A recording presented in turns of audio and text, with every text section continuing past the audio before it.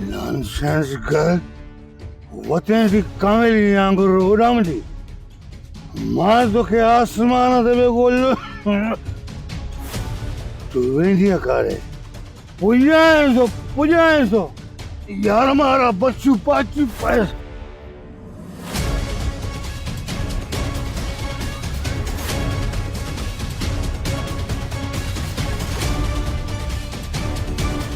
अरे हेड़ा केड़ा थी वनी हल घर छड मासी छड मां खुदकुशी करे छडीदस पर हिन मवाली से शादी न कंदस तोखे हिन मवाली सां ही शादी करनी पवंदी आऊं चवंदी आहियां शराफत सां न त बेस तो कंदी सही हल घर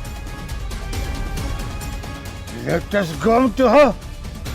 Nonsense. आने के बच्चे ले हलो अगले में सी तो खबर पड़ी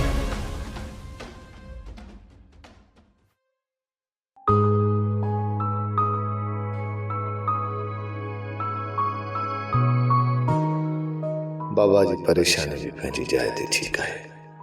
पर मां भी छा कयां मां भी तो मजबूर आहियां सॼो ॻोठ मां को संग घुरे ही नथो ईअं न्याणनि खे खारे में त न खणंदासीं काश अम्मा ज़िंदा हुजे हा न को असांखे इहा परेशानी थी हा न ई बाबा रत जा ॻोढ़ा रोया संग त आख़िर वारिस ऐं गोहर खे ॾियणो आहे त पोइ छो न वञी तगे खे परचाए मन मुंहिंजी मिंथ वञी विझे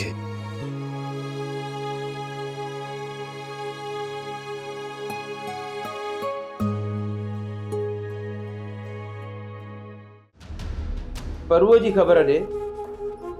गोर भला वो हमरा आज़ाद तो कोन थिया आहिनि बाबा आज़ाद कीअं थींदा सूबेदार पूरो खोखो मिठाई वरितो आहे पुलिस ते ऐं बिजलीअ ते कॾहिं बि एतबार न कजांइ गोर ये कॾहिं बि ऐं कंहिं बि वक़्तु दंगे सघनि था बाबा हिन सूबेदार ते मूंखे पूरो यकीन आहे इहो मलूक ऐं सुल्तान खे कॾहिं कोन छॾींदो इस जंहिं मतां इहो परू का गड़बड़ करे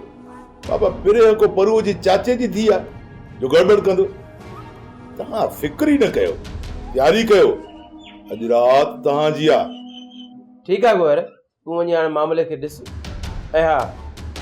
परू या को ॿियो कंहिं बि क़िस्म जी का बि हरकत करे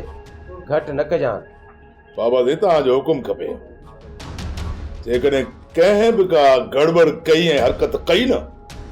ज़मीन में ज़िंदा दफ़न कंदोसांसि ठीकु आहे ठीकु आहे सोप सीरियल सिंध जाई तमाम एपिसोड्स ॾिसो हाणे HD क्वालिटीअ में विज़िट करियो असांजो YouTube channel Sindh TV HD drama